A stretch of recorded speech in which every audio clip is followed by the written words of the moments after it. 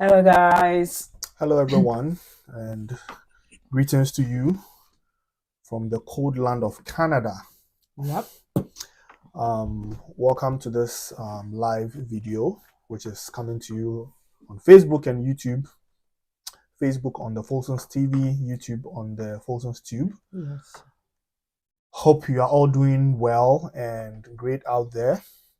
Let us know where you are watching from, and Please let us know if you can hear us. if you can also hear us, because we're come to discuss a pretty interesting and very important topic, especially for those who are currently in Canada. And it's also helpful for those of you who are planning to come to Canada to, if you fall into this category, right? Because as I always say, and drawing from the motto of my senior high school, you should think ahead. That's the meaning. Can think and plan ahead. Mm-hmm. Yes. There is a Ghanaian guy here who has a YouTube channel. The name of the channel is Plan Ahead GH. Yes. Yeah, I know Plan Ahead GH. Yes, so plan ahead. Mm-hmm. It is very, very important for your continued stay in Canada. And I guess 99.9% of the people who come to Canada, especially through school, most of them have the intention of staying. Why wouldn't you just say 100? No, it's not 100 because there are people who have come and left. Yeah, I even have a friend. Yeah. Yes, so I mean, we all know people who have come and left, so it cannot be 100%. 99% is more accurate, it's right? Not everybody who. So, just to, this is kind of more or less like a new development, something that is less than 2 weeks old, and so we felt that it is good that we talk about it, and just to ensure that you have the right information. Now, that is also something that's very key in the system, right information. Yeah. Right information, because there are so many voices and there's so much information flying all over the place. Which is why we keep hearing they said, someone said, yes, he said, and up till today I still interact with people and then they'll say they said. I said, who said? And you too. Who said? And you too. What research have you done, right? Yes. He said, to avoid he said, she said, they said, I heard. We always want to give you the right information. Now, disclaimer, we are not immigration consultants or immigration agents, right? No. We are just how do I describe ourselves? We are just sharing our information based on our experiences and understanding of certain things, right, within this environment. So I'll just so before we go ahead, so even when we say something, it's just like going to church. Mm-hmm. When your pastor is preaching, when they say something, you too pick your Bible. That's why we take our Bibles to church. We pick it and we make sure that what they are saying is true. Yes. So we would encourage you to do that. Like verify. Whatever we're saying here, you to go and verify. We are just telling you what we know. Yeah. There's a saying that trust but verify, right? Exactly. So you can trust what you are saying, but please verify what we are saying, right? So that you do not end up in an unwanted situation. Yeah. Okay, all right, let's get right into it. So today we are talking about certain developments that have come up since the beginning of the year, especially for the province of Ontario, with respect to their pathway to permanent residence for international students, right? Now, when it comes to like permanent residence in Canada, there are a number of different pathways. There's the express entry, the federal skilled worker program, there's the Canadian experience class. Those are streams that are organized or that are regulated and processed by the federal government. And then we have the individual provinces, which also have their own unique streams, right? So Ontario has theirs, Alberta has theirs. Like every province has their own unique immigration program. Now, some of these programs feed into the government system. And some of these programs are processed exclusively by the province's system. The major difference between the government or the federal system and the provincial system is that normally the federal government programs are fast-tracked. That's why it's called express entry. So express entry, the processing SLA that the government came out with when it was introduced was to process 80% of applications in 6 months or less. Yeah. right? I don't know how well they are doing with that SLA with the COVID backlogs I don't and know how they are, what with they are doing. application, backlogs. But yeah, that was what they promised, to do 80% of applications in 6 months or less. Right. Now for the provinces, their timelines are 18 to 24 months. Right, so if it's a permanent immigration, or if it's an immigration stream that is handled exclusively by the provinces, it does not feed into the federal government system, then you are looking at about 18 to 24 months. Yes, it could be shorter, it could be longer, but those are noted to be generally longer, right? Because they are not express. So. Yes, they are not express. So this particular pathway, it feeds into the government's program. But then there's still going to be some processing at the provincial level. So that is where you might, I don't even know how long it will take at the provincial level. So let's go into the details. So now on the 2nd of January, the government came up with some updates, right? And this had to do, did I say the government of Ontario or province of Ontario? What you just said? Yes. You said the government. The government of Ontario. Or... Okay, so the government of Ontario, or the province of Ontario, came up with certain updates with respect to eligibility for its programs, right? And let's see. So this was on the 2nd of January, right? Yeah. Eligibility change for candidates with 1-year college graduate certificates. Now, most of the people who come to the colleges, right, come to do either 1-year or 2-year programs, right? And most of the people actually do 1-year programs, which is more or less 2 terms, or technically 8 months, right? But it is regarded as a 1-year program. Yeah, because of the fees, tuition. What I said because of tuition, most people do the 1 year. Oh, yes, because of the cost. So most people can afford to only do 1 year. A few people do 2 1-year programs, which is equivalent to, doing 2 programs, or a 2-year program, right? Yeah. And so if you do a 1-year program, you are eligible for a 1-year postgraduate work permit. If you do 2 1-year programs, you are eligible for a 3 years. Yeah. Or if you do 1 2-year program, you're also eligible for a 3-year work permit, right? Now, the province of Ontario has an immigration stream, which is for international students, right? But what was happening before this announcement or this update was that if you did a 1-year program, and the prerequisites for that 1-year program was not a completed degree, you are not eligible for that stream. So now what happens is, when you look at most of these graduate certificate programs, most of them, the prerequisite will be a high school certificate. Yeah. Basically, it's high school certificates. Yeah. Right? So most people who are applying with it with a bachelor's, you realize that they're not even asking for that. That's why some of the programs ask for your WASI scratch card, or your results, some way to verify your WASI results, voucher, right? Yeah. Because they are interested in your high school results. Yeah. Because that is the prerequisite for the program. They don't require you to have a degree. And most of the programs were falling into that category. They required just a high school credential or something of that nature. But this year they came out to change it to say that students who completed a 1-year certificate resulting in an Ontario College graduate certificate are eligible to apply for this immigration stream. Okay, so that was great news, because previously, before this, how do I call it, stream came up, right?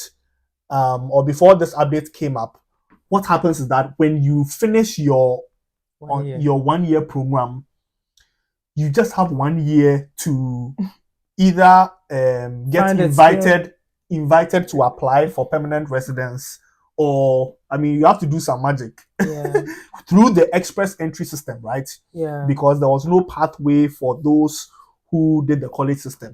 Because, for example, if you did a master's or a PhD, there's a stream for you. Yeah. Right? Yeah. And the tricky thing is the permit too that you have after is for only 1 year. It's for only 1 year. So that's the tricky aspect. And you needed, is it a skilled type of work in that 1 year? Yes, you need, and to be eligible for the Canadian experience class of the federal program, you need 1 year experience in skilled work. It has to be skilled. And then you have only 1 year to work. So it's immediately you finish school, you must get that skilled work. So, it's been a lot of pressure for a lot of people. Yeah, I personally had a classmate who went that route. So she did a 1 year program, and took the 1 year permit. But within that 1 year, she was able to use her credentials from. I mean, she was able to. She was able to get. She actually got a skilled job. Okay, that's good. And she had that job before finishing school. It was more or less a part-time job. Okay. And she was able to transition to full-time after school. That's why she said that, in fact, I won't even bother about doing the second program. I already have the job. So she was able to use the 1 year program certificate that she got, and then use her certificate from Nigeria to apply. And that time, the CRS cost went so wicked. Like so she was able to get an invitation to apply. She got a permanent residency Kuleb. I mean, it was like a really risky move. But she made it. She made it through. But now times are different. The cutoff points are high. So where is it at? Do you have any idea? The last time was about 500, Whoa, is that what we've got into? Yes, almost to 600 now. So it's like, whoa. Yes. And now they are doing like category-based draws. So when they do the general draws without the category, the CRS scores are really high because a lot of people are in that pool. Yeah. And they don't get the chance to be selected by the category, based draws. So it's like you now have a larger number of people in the general pool. I think one of these days we'll do a separate video just for express entry, right? Yeah. Because so, and it's been a while we touch. I know you have a video on that on the channel. But I think it's time to update the information. Yeah. It's very necessary. So now Ontario Immigrant Nominee Program, the OINP, they have a stream which is the Employer Job Offer International Student Stream, right? Employer Job Offer International Student Stream.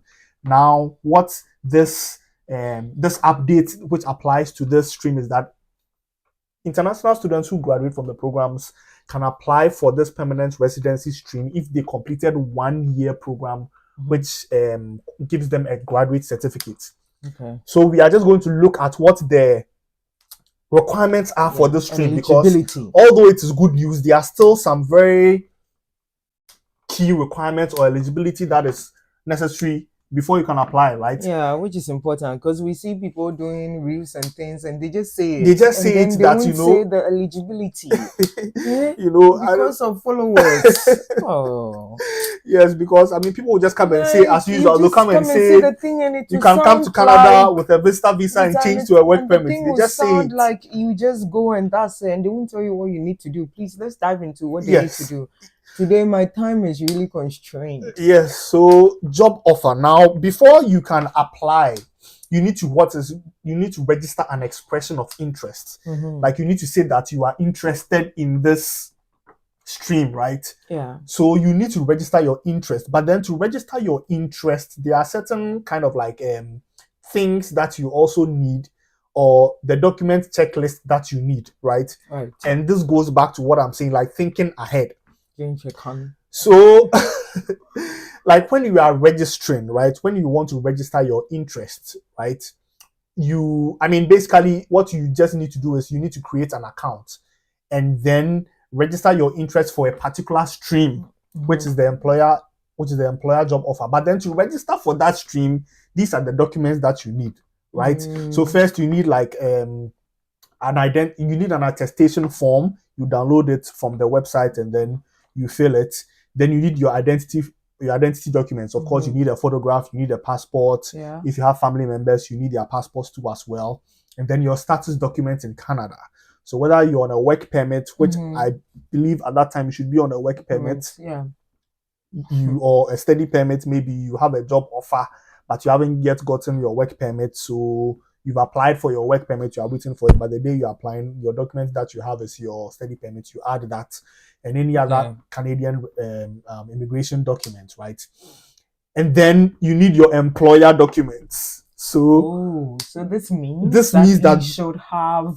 Thank you very much. Employment. Yes. So at the time of registering your interest, you should have a job. You should be employed, and it should be skilled. You see, you should have an eligible job before you even register for interest, right? So that's the catch. You can't just get up and say that, I finished, I have my 1 year, so I'm going to register my interest. You need to have the job.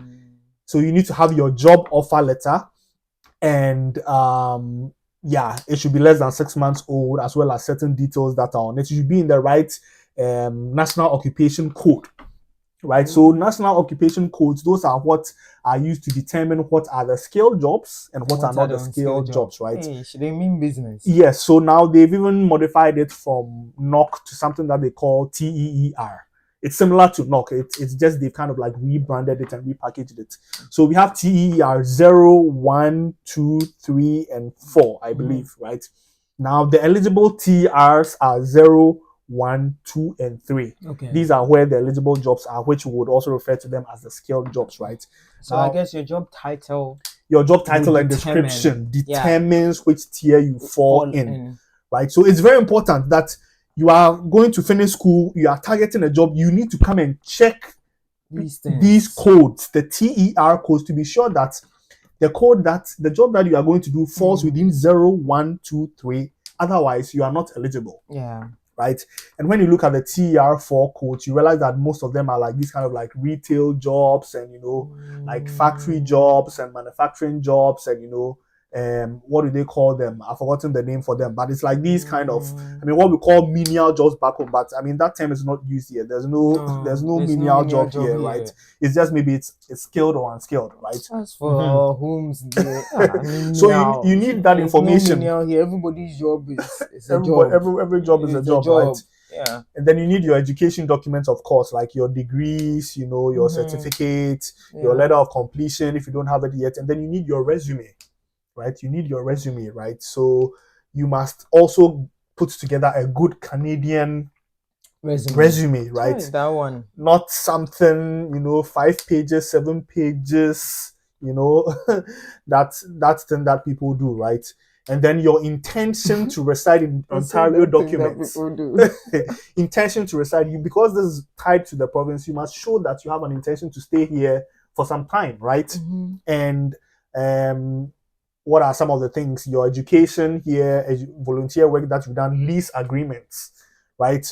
Or maybe some social connections or family ties or professional networks and affiliations. Anything that just show that you want to stay here, or like you stay here and that you continue to stay here for the foreseeable future, right? Maybe a letter from your church if you serve in your church. Yeah, I think social connections. Yeah, and voluntary work, right? Social connections or personal relationships, volunteer work. So guys, you see, I think when people come and they have a plan, that is when they will go and be looking at these things before they even finish school. And that's one thing I tell people, that look, it's like people get here and they close their mind as if I've come, nobody can kick me, like nobody can sack me, or because even when I was a student, I heard people say, nobody can send you out of Canada. People say it, and they won't show you how nobody can send you out, but they'll just tell you, and then you'll be following them, and you'll be feeling good for just that period. Meanwhile, they've not told you what to do. Yes. But imagine that you have a plan. You come and be looking at these things, and as you're in school, you'll be volunteering. As you're like, you see some of these things, and then even targeting which job, and trying to figure. But we'll finish then now, because all the cases that come to us now is like, they are hot. They are hot. They are hot. On a time bomb. Yeah, and we keep saying, but why? Why did they wait this? Why did they wait that? But once they land at Pearson or whatever airport you use, they know that that's the end. That's the end, right? But guys, I always tell people that it's not just about arriving. You should have a plan. It's not just about arriving, because it's easy to become swept up in the euphoria, or it's easy to become caught up in it. It's like, wow, I've arrived. So it's like everything is rosy, but arriving is just the beginning. Yeah, and is that not the euphoria that makes some people do videos bashing people back home as if like me, I've come abroad. So guys, there's more to it than that. Today I was going to my gym class and I drove there but walk back. Don't ask me why.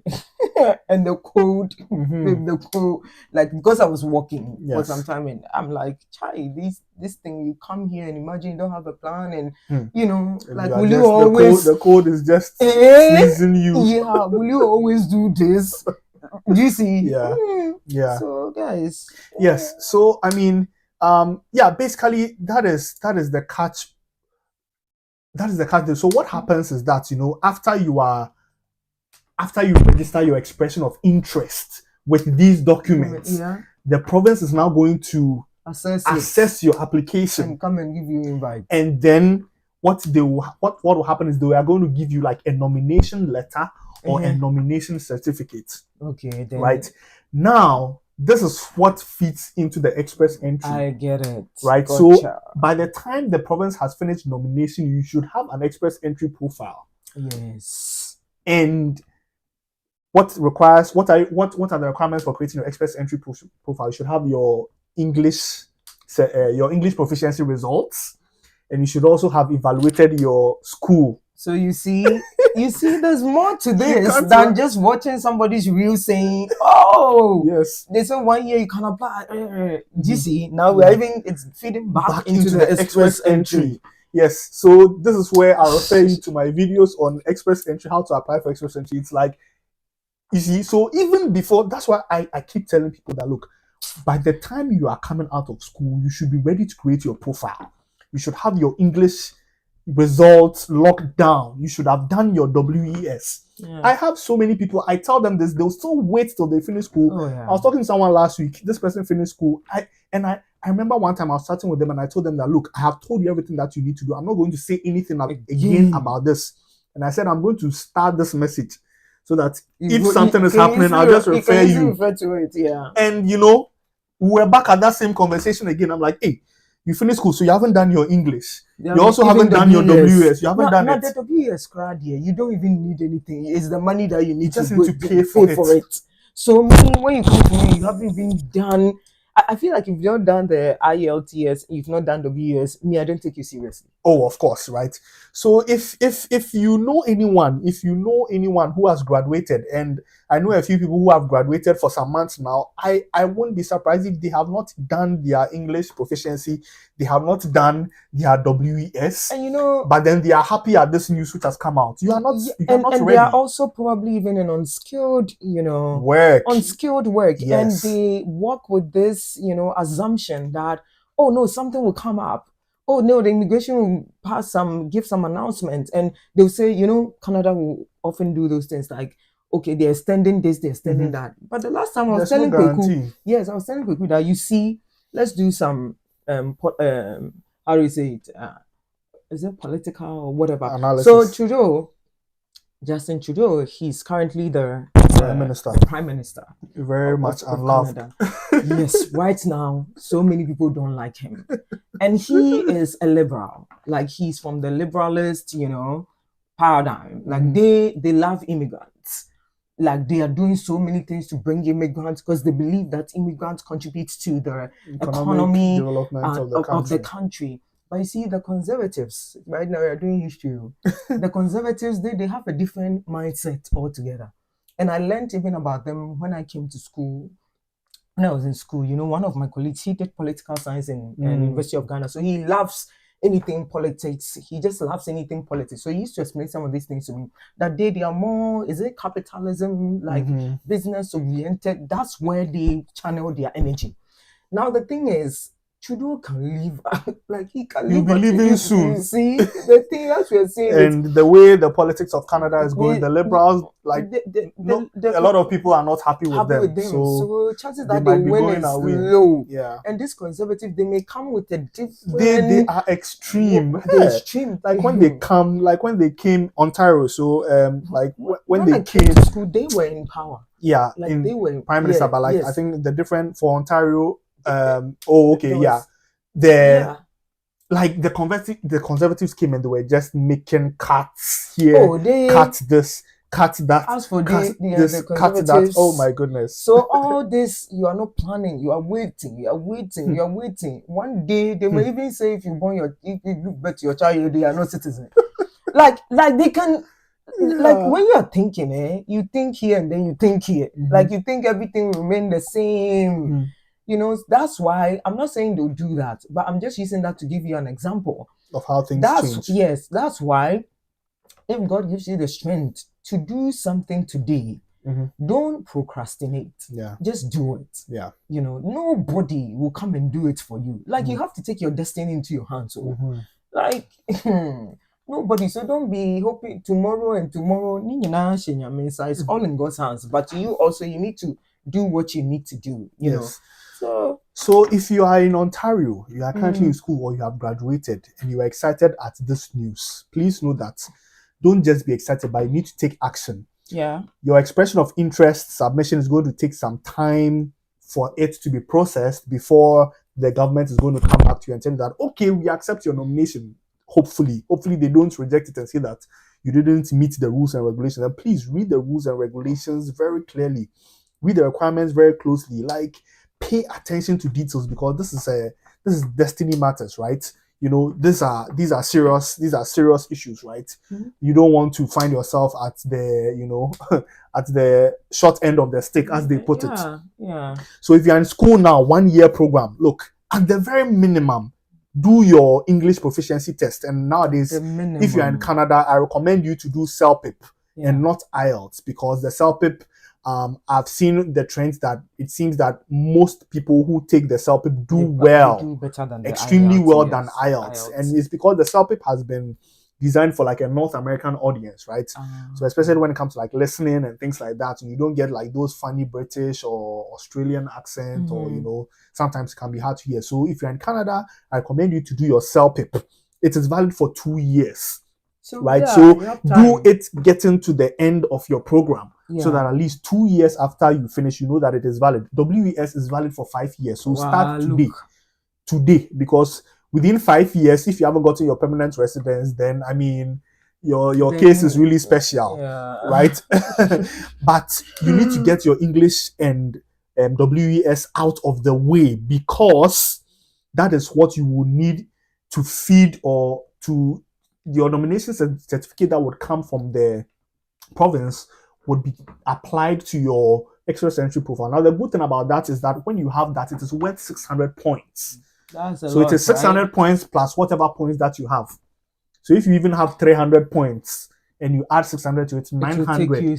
The next general category draw, if you are not picked by the category based draws and they do the general draw, even if the cutoff is 600, you know that you are bypassed it by far, and then you get nominated to apply for permanent residence, and then that's when you apply to the federal government again.